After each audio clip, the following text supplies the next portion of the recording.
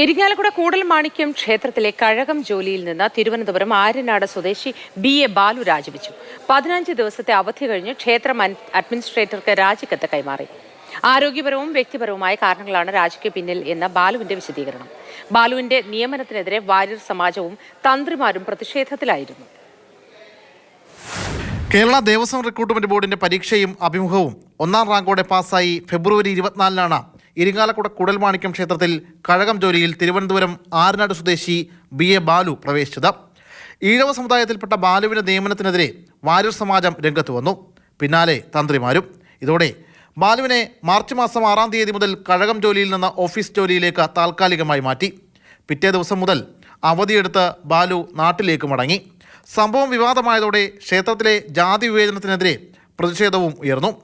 March 17-ന് അവധി അവസാനിച്ചതോടെ office ജോലിയിൽ തുടരാനാണ് തനിക്ക് താൽപ്പര്യമെന്ന് കാണിച്ച് അഡ്മിനിസ്ട്രേറ്റർക്ക് കത്ത് നൽകി. ഓഫീസ് ജോലി അനുവദിക്കാൻ കഴിയില്ലെന്നും നിയമനം ലഭിച്ച കഴകം തസ്തികയിൽ തന്നെ തുടരേണ്ടി വരുമെന്നും അഡ്മിനിസ്ട്രേറ്റർ അറിയിച്ചു.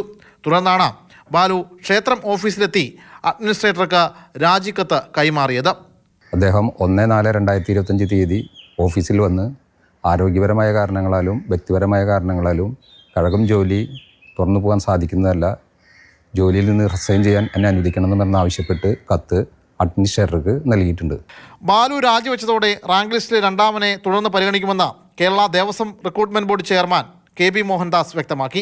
ആ റാങ്ക് പട്ടികയിൽ അടുത്ത അർഹനായിട്ടുള്ള സ്ഥാനാർത്ഥി, അടുത്ത അർഹത നോക്കുമ്പോൾ സ്വാഭാവികമായിട്ടും രണ്ടാമത് വരുന്നത് കമ്മ്യൂണൽ റൊട്ടേഷൻ പ്രകാരം ഈഴവ ടേണാണ്. ആ ഈഴവ ടേണിലുള്ള ഒരു കാൻഡിഡേറ്റ് അതിൽ അവൈലബിൾ ആണ്, ലഭ്യമാണെങ്കിൽ ആ കാൻഡിഡേറ്റിന് നിയമന ശുപാർശ നൽകും. വിവാദങ്ങളുമായി രാജിക്ക് ബന്ധമില്ല എന്നാണ് ബാലു പറയുന്നത്. മാതൃഭൂമി ന്യൂസ്, തൃശൂർ.